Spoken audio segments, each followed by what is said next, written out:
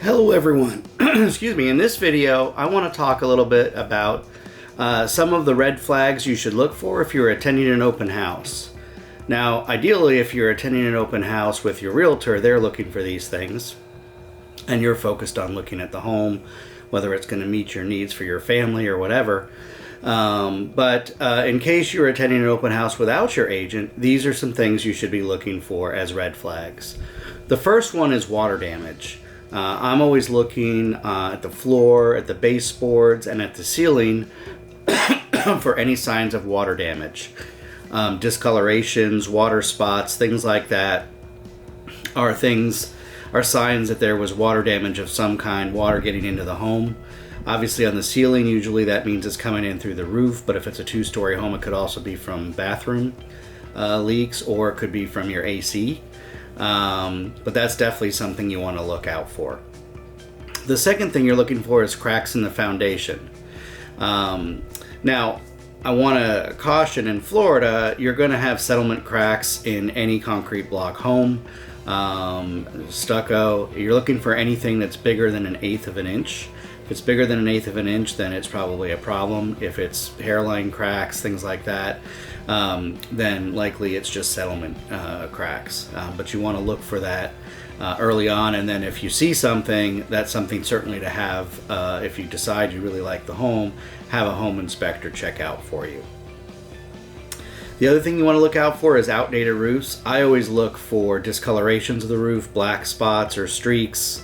Missing shingles is a telltale sign. Also, the gravel from the shingles in the driveway or on paths around the home, those are all signs that the roof may be older and therefore not have much life in it. Look out for quick cosmetic fixes.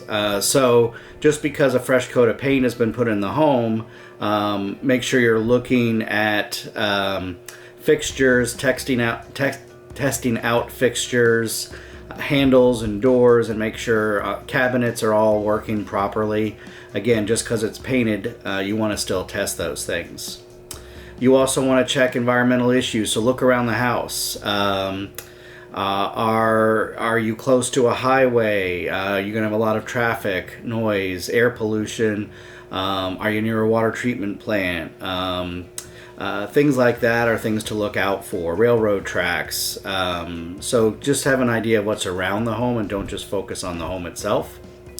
And the sixth is limited parking.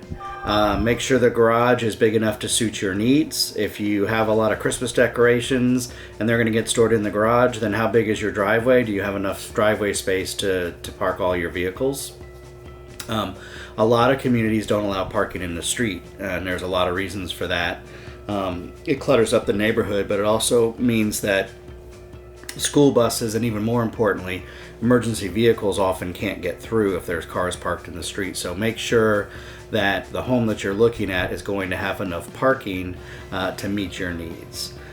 So those are 6 warning signs, 6 red flags, if you will, to look out for if you're attending an open house. I hope you found this information helpful. If I can help you buy or sell a home here in Central Florida, please reach out to me. I'd love to help you. Remember, you can't miss with Chris. And please subscribe to my YouTube channel for other great information on the real estate market here in Polk County, Florida. Thank you so much.